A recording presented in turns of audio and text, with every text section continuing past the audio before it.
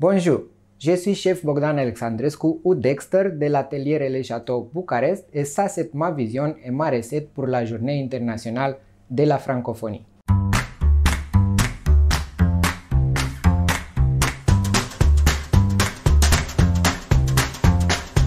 The dish I'm presenting today is a journey between the Carpathian Mountains and the Black Sea, paying homage to all the beautiful ingredients and people that Romania has to offer. Of course, that on this recipe I've applied a lot of modern cooking techniques and the French cultural cooking legacy, which I've learned during my experience being in charge of one of Paris's greatest restaurants.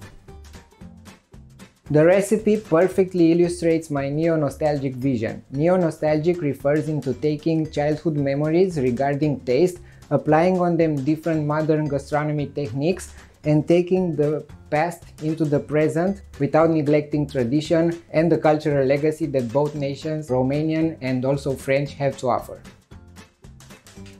This beautiful dish, plated in some traditional Romanian handmade pottery, starts the journey from the Carpathians by the use of the bulls, which is a traditional shepherd's polenta filled with burduf cheese, a maturated cow's cheese, continues with the creaminess of some smoked sour cream, which I've smoked with some apricot wood chips, and we're balancing this fattiness and this creaminess from the cheese and the sour cream with some spring onion oil with its tangy flavor. After that, we're gonna continue the journey through the seaside with this beautiful sturgeon fillet. The sturgeon is a protected species in Romania and in Europe, but nowadays we have many fisheries that grow eco-responsibly this beautiful fish. And of course, to highlight the beauty of this amazing fish, we're gonna use some Romanian Danube caviar on top. Now, allow me to explain you the creative process behind this amazing dish. We're gonna first start by making the polenta necessary for the bulls. In boiling water with a bit of butter and salt, we're gonna gently stir the ground corn and cook it for about 3 to 5 minutes until we get a firm but creamy polenta. We're gonna then spread the polenta on a pre-oiled tray and leave it to cool so we can form the bulls. In the meantime, we're gonna continue with the rest of the process. The beautiful sturgeon was filleted using the ikejime method, which is a Japanese method, so that's some multicultural exchange. This filleting method allows the fish to maintain its flesh firm but soft at the same time, and the aftertaste will be amazing compared to traditional filleting techniques. We're gonna cook the sturgeon fillet sous vide at 64 degrees for 17 minutes, sous vide being one of the friendliest and safest cooking methods because the surface of the product doesn't get a temperature shock and it allows the muscles to relax and to get a firm result. Meanwhile, we're gonna smoke the sour cream with some apricot wood chips from my grandmother's orchard. So we're gonna start by placing the wood chips into the smoking gun, and we're gonna leave the sour cream to infuse with the smoke until the fish is ready.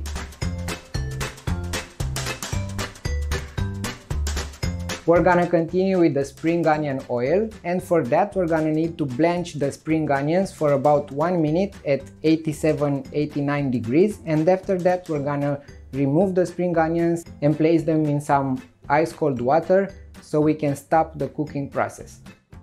Using a high power blender, we're gonna now blend the pre-blanched spring onions with some neutral oil. This time I'm using cold pressed sunflower oil. After blending it thoroughly, we're gonna just leave it in a sieve to drain and to get all that beautiful chlorophyll and that deep green color to show itself. Now that our polenta is chilled, we're gonna soak our hands in a bit of water. We're gonna gently massage the polenta so it doesn't get super dry. We're gonna lay it on our palm and we're gonna add inside a small bowl of burduf cheese. Using our soaked hands, we're gonna shape the polenta into a perfectly round sphere. We're gonna place it on a tray, baste it with some melted butter, and we're gonna torch it. If you don't have a torch at home, you can just use your oven with the grill setting for about 2 minutes at 240 degrees. Before the sturgeon is ready, at about 2 minutes prior, we're gonna gently melt some butter in a cast iron pan. with a bit of oil. This is a chef's tip. If you don't want your butter to get burnt anymore, just add a bit of oil. It doesn't matter what type of oil, and the smoking point of the butter will rise. We're gonna gently add our pre-cooked sous vide sturgeon filet in our pan with melting butter, and when the butter starts sizzling, we're gonna take a spoon and we're gonna baste the top of the filet with the sizzling butter. We're gonna continue this operation for about 2-3 minutes per side, and after that we're gonna set the fish aside, sprinkle it with some sea salt, and heat it in the oven alongside the beautiful golden polenta ball. Because the sturgeon is already cooked twice, sous vide and basted in butter, we're gonna heat it for about maximum 2 minutes at 200 degrees so the juices can relax and the salt can enter its texture.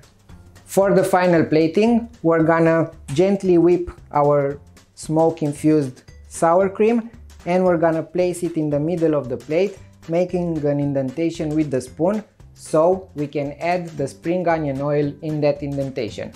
After adding the spring onion oil, we're gonna place the bulls on the side, and we're gonna continue with the sturgeon filet, which has been pre-zested with some lime.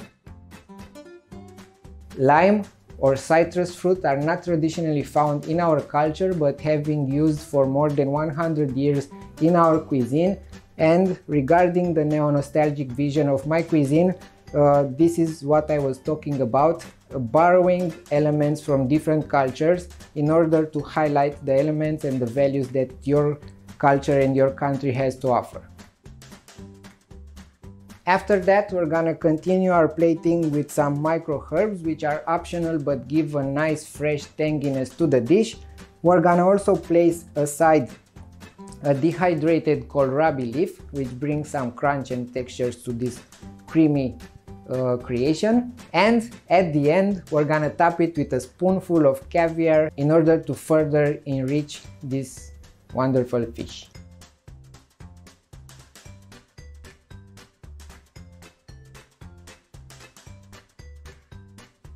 That being said, I just want to add that it's a huge motive of pride and honor for me to be an ambassador for my country's culinary legacy and paying respect to the French culinary gastronomy legacy. So, poftă bună, bon appétit, enjoy your meal!